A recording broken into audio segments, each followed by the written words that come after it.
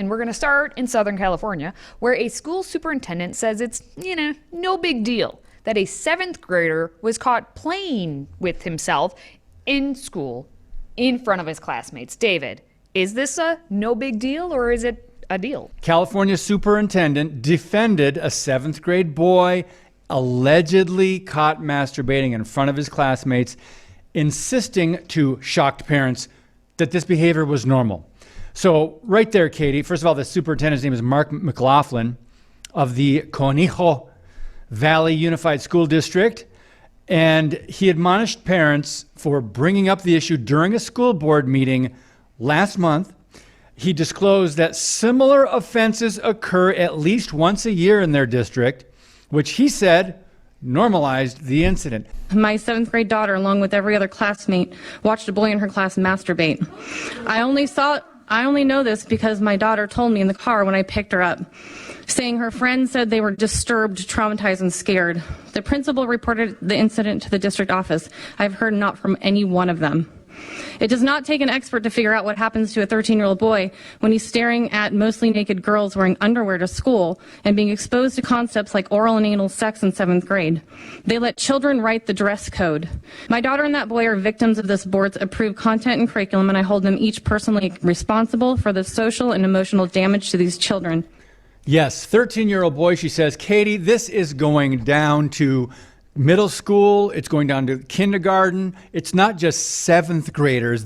But I agree with something she said. It's interesting. This is the fruit, so to say, the rotten fruit of what he's been, seeing with either or hearing about in classroom. Well, and so this has been happening across, it's not just high school getting some of this sexualization. It's not just the middle school. It's getting, as you say, it's all the way through the entire K through 12 system. So what these kids are doing is learning that it's okay. They've been being told in their classrooms, it's okay to touch yourself. That's normal. These are the type of things. They're told so that. When you do have a 7th grade boy allegedly masturbating in class and all the other students see it, and again, as the mom pointed out, that the kids are writing the dress code, it's maybe a little hyperbole, but not too far, because from what I understand across the nation, a lot of these dress codes are like girls and boys can wear kind of whatever they want, because if they identify as one way or the other, that allows them the freedom then to dress whichever way they want. So the provocation is there when you have a hormonal teenage boy.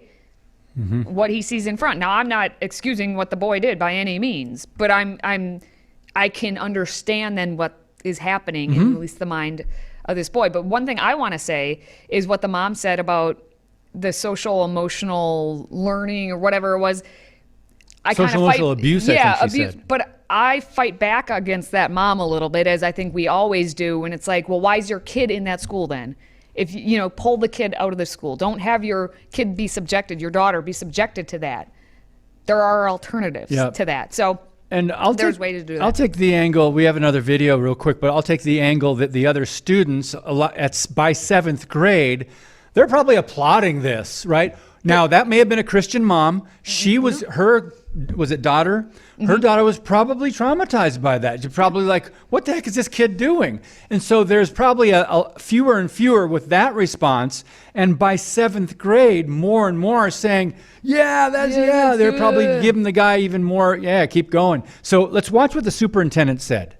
When we talk about masturbation, could be rubbing of their jeans with their hand outside of their pants. Doesn't necessarily need to be inside. As someone who's been an elementary and middle school principal, I would say that at least once a year this comes up from both males and females within a school setting. And so I don't think that this is anything outside the norm that would take place. I think what, as you heard, the parents or anyone who was in the audience take offense to, kind of like, wait, hold on, is the way McLaughlin just kind of said, well, this is normal, and they, instead of being like, we understand this shouldn't be happening, unfortunately, we have seen it happen on once or twice a year. It's the tone, I think, in which he presented this. And I, as a parent, would have been like, wait a minute, he is trying to, by his tone, normalize the situation.